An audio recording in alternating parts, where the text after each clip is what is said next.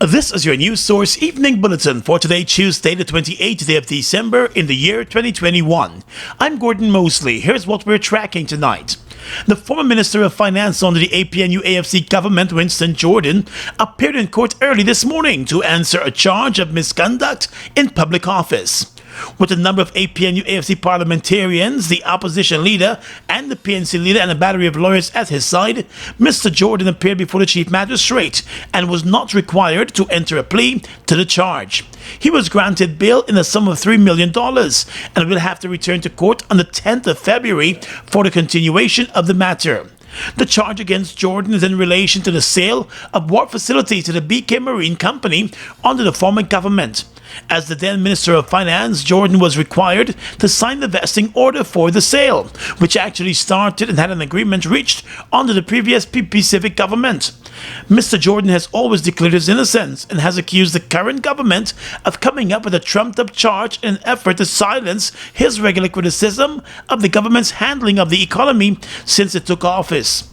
The charge accuses the former finance minister of willfully misconducting himself by acting recklessly when he signed the transfer of property order for the government's holding company NISIL on behalf of the government over the sale of the property.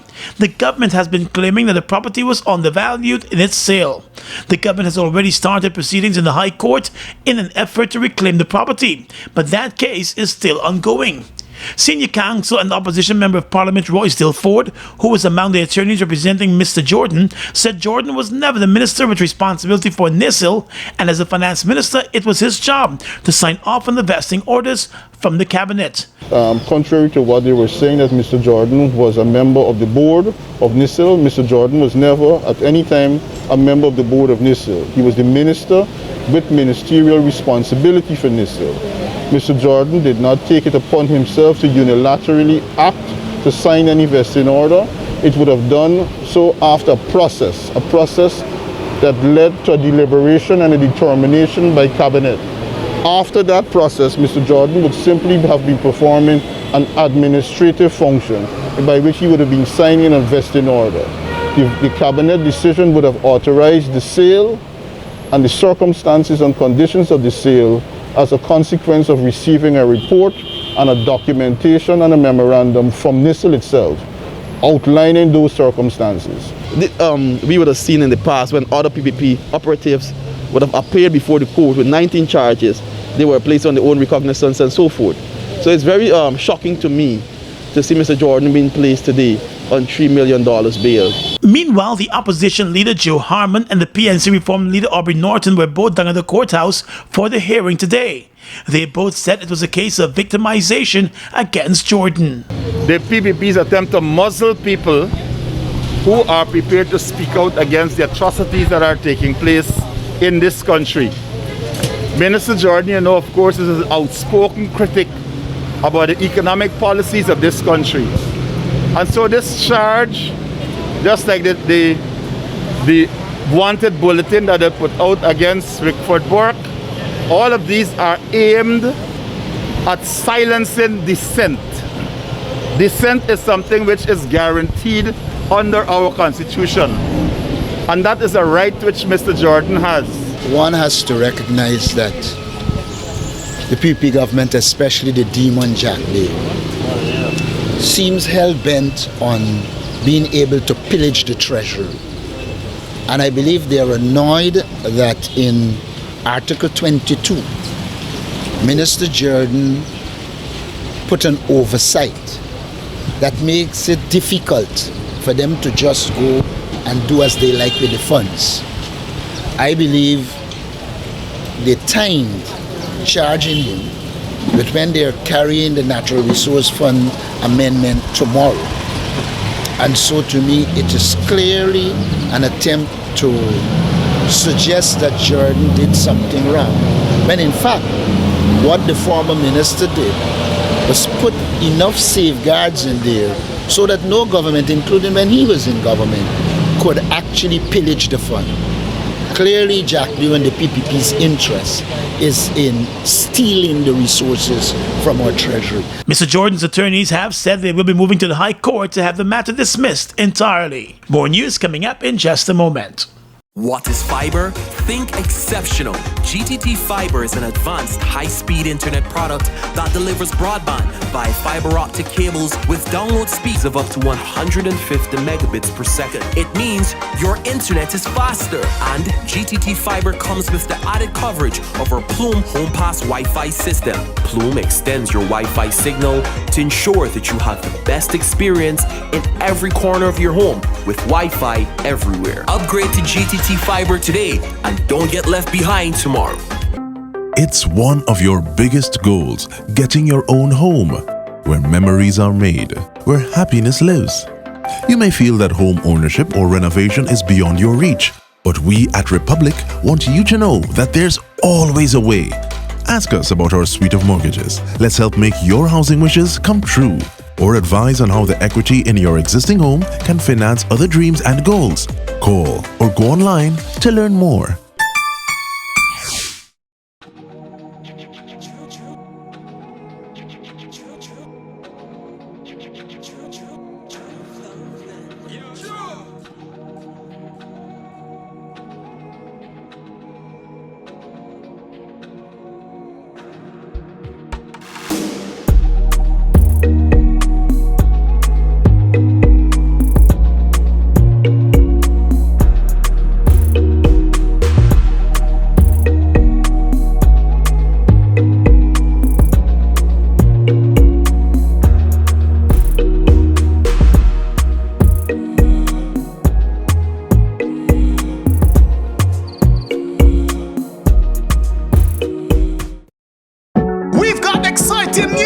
All 12-ounce yellow cab Buster are now only $100. Buster, live in Come full get color. your Buster, Buster $100. Come get your Buster, Buster $100.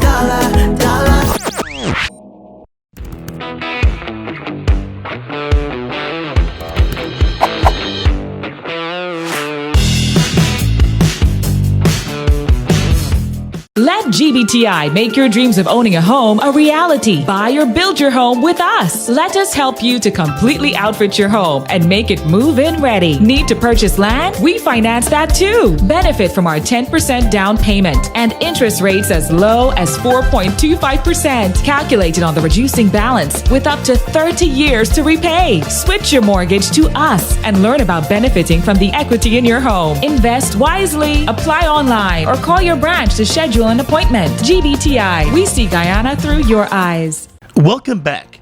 A combative President Irfan Ali today passionately defended the Natural Resource Fund Bill, which will come up in the National Assembly tomorrow for a second reading and passage, despite calls for it to be delayed and for consultations to be held on its contents. The government has faced an avalanche of criticism over the new bill and the move to rush it through the National Assembly. It was only presented to the Assembly last week. The new bill seeks to replace a previous one that was passed under the coalition government. The president has described the existing legislation as illegitimate since it was passed after the no-confidence vote in the National Assembly back in 2018. In justifying the new bill today, the president, in a 27-minute-long talking session with no media present, indicated no plans to delay the passage of the bill, saying that his party is keeping a campaign promise to move the legislation through the House. The new piece of legislation proposes sweeping powers to the president, including the power to name a board of directors of the Natural Resources Fund consisting of not less than 3 and not more than 5 members, including a chairman. The president said today that the board of directors, when appointed, will be something Guyanese will be proud of, but first noted that there are specific qualifications for those board members, even though those qualifications will be determined by the government before he, the president, makes the appointment. I am saying to every single Guyanese that you will be proud of the board.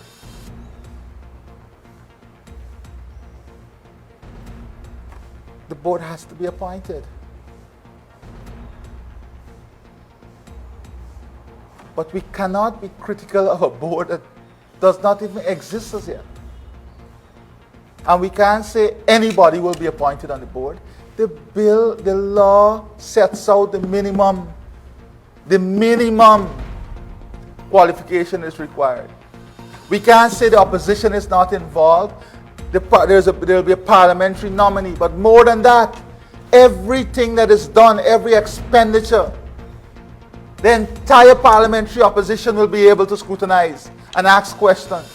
It was Vice President Bauer Jagdeo who recently revealed that the government intends to remove the 22-member oversight committee that was originally set up to monitor the Natural Resources Fund.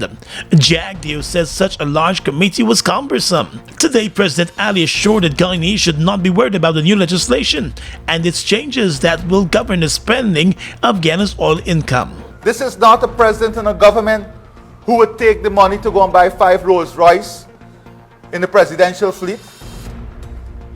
We have outlined very clearly the type of expenditure. People-centered, people-oriented. And the president also said Guyanese will be at the center of the new legislation. He added that mechanisms are also in place in the bill for Guyanese to calculate the spending of the oil revenues and to gauge deposits and withdrawals. He said the intention of the bill is to ensure that citizens have a say on the management of the fund. The Minister of Finance now has to publish in the Gazette within 3 months all revenue, all receipts, all revenue, all receipts that comes into the fund. Every single cent of revenue that comes into the fund has to be published. But much more than this, he then has to table that in the National Assembly. The opposition and some civil society groups have all criticized the sweeping changes attached to the new legislation, pointing out that it will essentially gut the existing law and remove independent oversight of the fund and the government's spending. This evening, there is a call by a number of civil society organizations for the government to pull the brakes on the parliamentary vote on the Natural Resources Fund bill. In a joint statement, the Guyana Trades Union Congress, the Article 13 Group, and Transparency Institute Guyana are all calling on the government to delay tomorrow's second reading and vote on the recently introduced Natural Resources Fund bill. The new bill seeks to replace a previous one that was passed under the coalition government, and critics have lashed out at its many changes, which would see the government getting easier access to the country's oil money and being able to spend it with less oversight. The statement said that while the organizations have not had sufficient time to consider the full text of the bill, they have noted the dismantling of the oversight mechanisms contained in the act of the same name passed by the APNU-AFC government. According to the civil society groups, the bill places the monies in the fund in the hands of a board of directors appointed by the president, and that the board reports to the Minister of Finance. It also says that a public accountability and oversight committee comprising of 9 persons providing vaguely for non-governmental oversight of the fund is the body charged with reporting to the National Assembly, and that the fund will be operationally managed by the Bank of Guyana, whose governor is also appointed by the president. The civil society groups are also concerned about the government giving itself the ability through new legislation to withdraw large sums of money from the fund as it wishes. The groups in their statement said it is unreasonable, even in the best of circumstances, for the people of Guyana and their parliamentary representatives to have just 8 working days to consider the text and implications of what they see as the most significant piece of legislation of the government. The civil society groups believe there must be more consultation on the bill, and therefore wants it to be deferred to a select committee of the National Assembly, to which members of the public will be permitted to make recommendations. 3 days after well-known martial arts instructor and bodyguard Garfield Newton was shot dead in Old Boys Town after leaving the business place of a goldsmith, police investigators have taken that goldsmith and 2 of his family members into custody for questioning. The 40-year-old Garfield Newton was walking back to his car after picking up some pieces of jewelry from the goldsmith when he was shot dead by 3 men and robbed of the jewelry and his firearm. The goldsmith had told investigators that he was alerted to the shooting by a teenager who told him that a man who had collected jewelry from his shop had been shot dead. Today, police investigators returned to the Old Boys Town community and took the goldsmith and 2 of his family members down to CID headquarters for questioning about the crime. The goldsmith's son is one of the persons taken into custody, news source has learned. It is suspected that the investigators are trying to ascertain whether the goldsmith or any of his family members might have shared information about Newton with anyone else, which might have led to the attack and murder just after he left the goldsmith's establishment. Investigators are tight-lipped about the probe. The murder has left the man's family and the martial arts community in Guyana in shock. Newton had represented Guyana internationally at several martial arts competitions and was a senior security official and bodyguard attached to the Bihari Company. His mother said she is still lost for words as she tries to come to grips with her son's murder. The family is hoping for a full investigation that could lead to justice. Police investigators are hoping for anyone with information about the murder to contact the police force or call 911 to provide that information. The local hydromet office has issued flood warnings for several parts of the country as more heavy rainfall and thunderstorms are expected in the coming days. Several parts of Georgetown were on the floodwaters following overnight and early morning rainfall today. Yesterday there was also flooding in several areas across the city and Region 4. The National Flood Task Force visited a number of pump sites yesterday and found that all of the city's drainage systems were working. In a statement last evening, the task force said the rainfall in Georgetown on Monday was more than 3.5 inches during a 6-hour period. The Hydromet Service is forecasting frequent rainfall along the coastline over the next 12 hours. The Flood Task Force said all relevant agencies are on standby to respond to any impact or hindrances. Residents countrywide are advised to remain observant and take the precautions during this time. And all incidents should be reported to the local authorities or the National Emergency Monitoring System on telephone number 600-7500. And this evening, the Guyana Police Force is looking for 18-year-old Kevin Carter, also known as Lil Boy. He is wanted in connection with the murder of Garfield Newton in Old Boys Town. According to the police force, Kevin Carter's last known address is West Rhymeville squatting area. Anyone knowing his whereabouts is asked to contact the nearest police station or call 911. Still on the police blotter, 18-year-old Ezekiel Hawker, also known as Alpha, is wanted by the police in connection with the murder of Dion Charles. Charles was also gunned down in Old Boys Town on Christmas Eve night. The police say anyone with information about the whereabouts of Ezekiel Hawker should contact the nearest police station or call 911. His last known address was given as 246 Forshaw Street in Queenstown. Mobile Special and all other mobile lubricants are distributed by Sol Guyana Inc. Mobile Special and all other mobile lubricants are distributed by Sol Guyana Inc. It's one of your biggest goals, getting your own home, where memories are made, where happiness lives. You may feel that home ownership or renovation is beyond your reach, but we at Republic want you to know that there's always a way. Ask us about our suite of mortgages. Let's help make your housing wishes come true. Or advise on how the equity in your existing home can finance other dreams and goals. Call or go online to learn more. We've got exciting news! All 12-ounce yellow cab Buster are now only $100. Buster, live in Come full get color. your Buster, Buster $100. Dollar, come get your Buster, Buster $100. How fast is fiber? Think fast.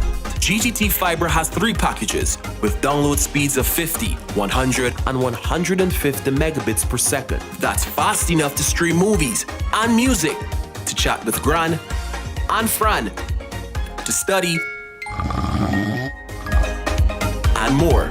What would you do? Upgrade to GTT Fiber today and don't get left behind tomorrow. Fuel it up and drive, Super 95. Tune up. Fuel it up and drive, Super 95. Tune up. Protect your fuel system, boy. High mileage and performance, boy. Guyana Super 95 gasoline gives you more reasons to drive and is available at 56 service stations nationwide. For affordable price, high performance, and high mileage, choose Guyana's Super 95 gasoline. Fuel it up and drive.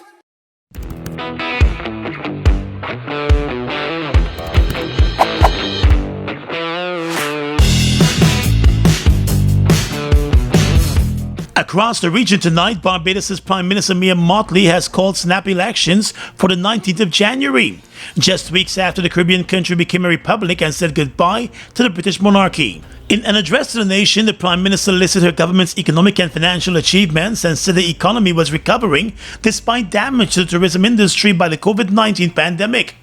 Arguing that the country was in the grip of a silly season as critics attacked her government's response to COVID-19, Prime Minister Motley said it was time to put aside partisan squabbling. Motley, the leader of the Barbados Labour Party and first female Prime Minister of her country, won election in May of 2018 for a 5-year term. The new ballot will be held on the 19th of January, with nomination day earmarked for the 3rd of January. In an apparent attempt to deflect potential criticism that she was moving opportunistically to consolidate power, the Prime Minister pointed to her party's overwhelming majority in Parliament and noted that she still had much of her first term left to serve. In Trinidad, the Ministry of Health there has advised the population that on the evening of Boxing Day, 6 more cases of the COVID-19 Omicron variant of concern were confirmed. To date, Trinidad and Tobago has confirmed 11 cases of the new variant of COVID-19. 3 of the cases were foreign nationals aboard an international ship which has already left local waters. 2 cases were nationals with a recent history of travel, and 1 case is a national with no history of travel. That case is pending in further investigation. As a result of the positive COVID-19 results, all of the patients have been isolated. The patients will remain in isolation until they meet the enhanced discharge criteria for persons with COVID-19 variants of concern. Additionally, contacts of the positive Omicron COVID-19 cases have been quarantined. The presence of the Omicron variants were confirmed via gene sequencing at the laboratory of the Faculty of Medical Sciences at the University of the West Indies. And finally tonight, international news. A South African court has halted oil giant Shell's seismic testing for oil and gas along the country's eastern coastline, pending a final ruling. The decision has been hailed by environmentalists who fear that the sound blasting will harm marine life. Shell said it had paused operations while it reviewed the judgment. South Africa's energy minister condemned the project's critics, saying they wanted to deprive Africa of energy resources. In his ruling, the High Court Judge Gerald Bloem said that Shell's right to explore the waters near the Wild Coast was awarded on the basis of substantially flawed consultation. The 155-mile stretch of coastline in Eastern Cape Province is known for its natural beauty and marine life. Campaigners argue that many sea creatures, including dolphins, whales, and seals, would be affected by the seismic testing. Local communities who were also represented in the case said that their customary rights to the land and fishing had not been respected. And that's your News Source Evening Bulletin for tonight. I'm Gordon Mosley, reporting and encouraging you to stay safe.